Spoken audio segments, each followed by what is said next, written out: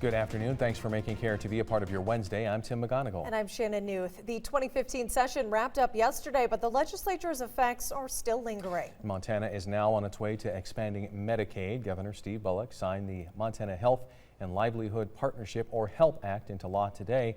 A couple hundred people packed the Capitol Rotunda to celebrate. It could expand Medicaid to about 40,000 Montanans while providing accountability measures and opportunities for career improvement. It could especially help those in the so-called Medicaid gap, people who are making too much money for Medicaid now, but not enough for federal subsidies. It means I will get my medication to prevent my migraines.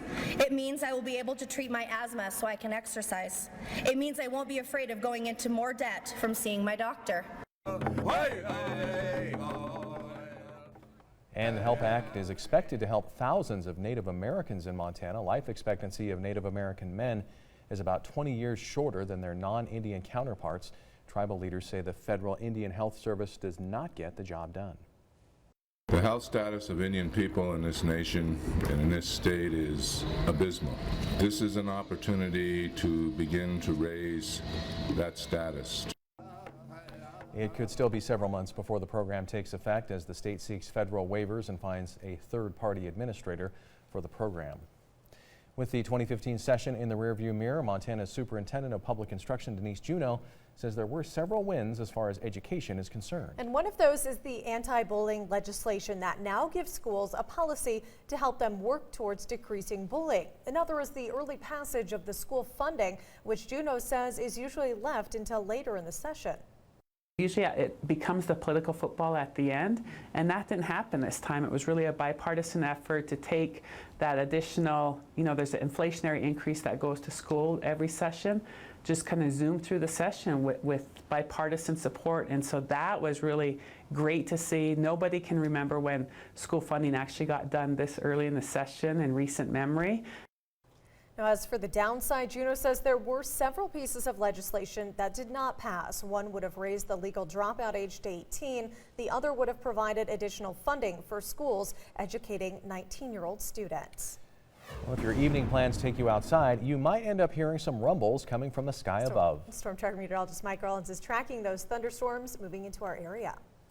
Mike, I'm assuming the warmer temperatures are helping to fuel those storms. Yeah, it has been warm today. In fact, the warmest day so far now in 2015. We're in the 70s and 80s across the state at this hour, but the cooler air now starting to move in thanks to a cold front, which has cleared Great Falls. The front has moved through, and now I'm tracking showers and thunderstorms developing along and behind the cold front, and we are starting to see the thunderstorms ramp up here over southwest Montana, moving to the northeast.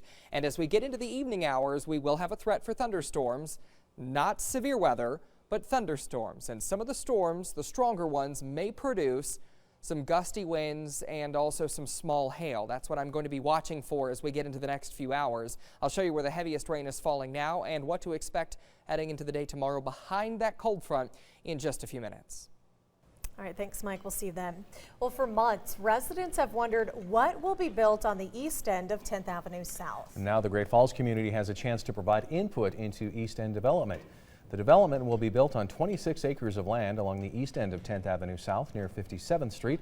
It will include a retail area, a fuel station, and 4 additional spaces for other businesses. Neighborhood Councils 4 and 5 are asking for public input on the additional outer lots. Those areas are currently zoned for retail, lodging, or restaurants. We are having assistance from the Great Falls Development Authority because those are the folks who market the city of Great Falls, and so they will be there helping articulate our information for us. And so they in fact are going to a large convention in May, and so they'll be doing a summary of the meeting tomorrow night and taking those ideas with them to that convention.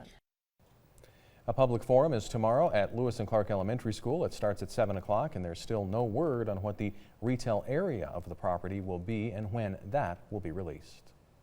We see it happen all the time in the courtroom. The plea deal. A defendant agrees to plead guilty to charges in exchange for an agreement on what will happen to them. It takes months of negotiating on both sides, and after all that work, it's still up to a judge to decide whether or not they'll accept the deal. Judge Robert Deshaw with Missoula County says he looks at a number of factors, and in some cases, there's just no getting around a strict punishment. For example, homicide.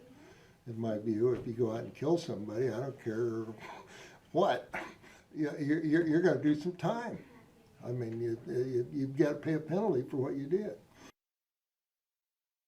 Coming up tonight at 10 o'clock, we'll hear more from the judge and what factors go into his decisions on plea deals. We'll also hear from a prosecutor and defense attorney.